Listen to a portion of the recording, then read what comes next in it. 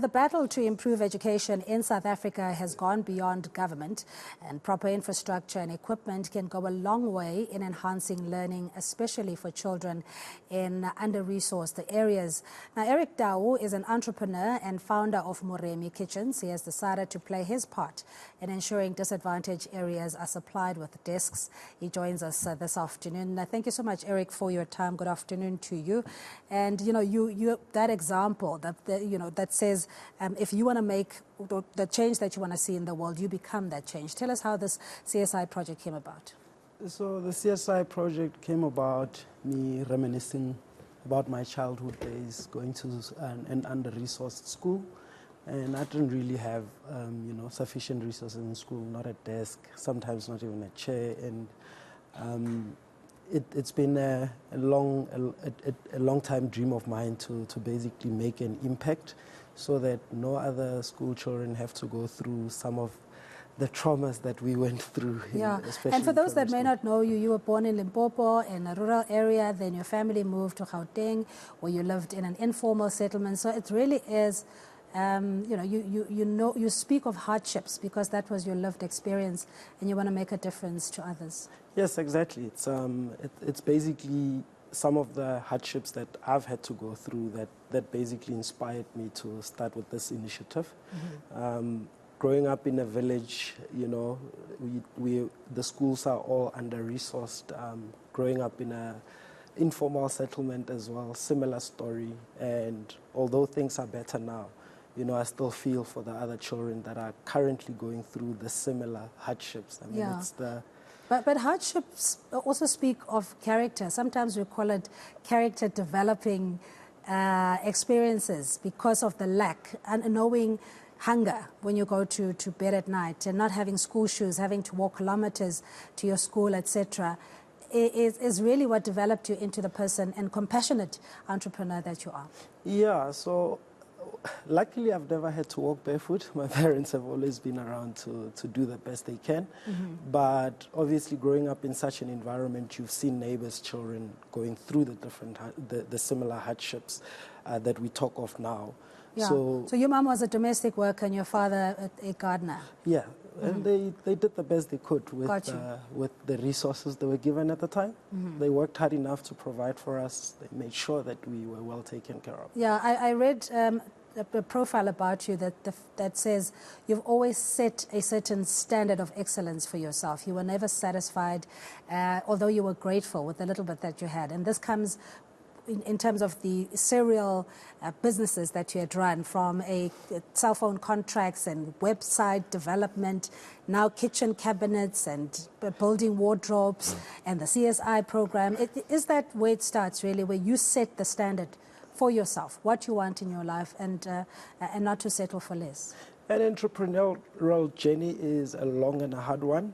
So we've had to make mistakes, learn from the mistakes and grow from there. But in terms of the aspirations, yes, I've said to myself, if I could make it out of the rural Limpopo, if I could make it out of the informal settlement, to being where I am now, there's nothing to stop me, really. So it's a matter of pushing further and further.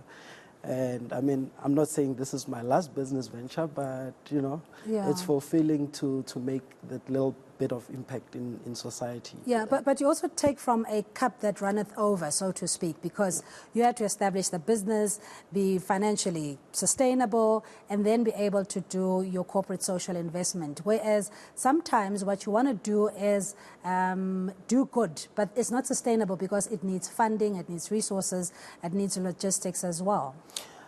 I agree, disagree to a certain extent. I, for one, have always thought if I were to wait until a period where the business is well-funded, where we're really profitable, the initiative might never start.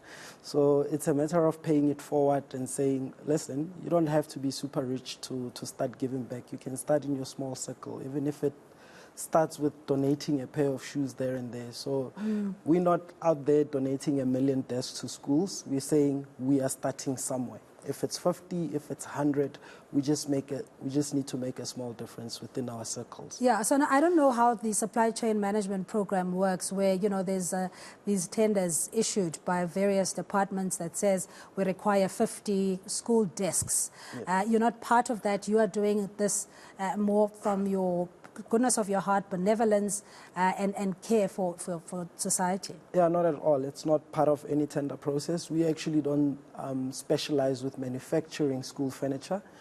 We specialize with manufacturing kitchens, bedroom cabinets, and basically woodworking aspect within the household.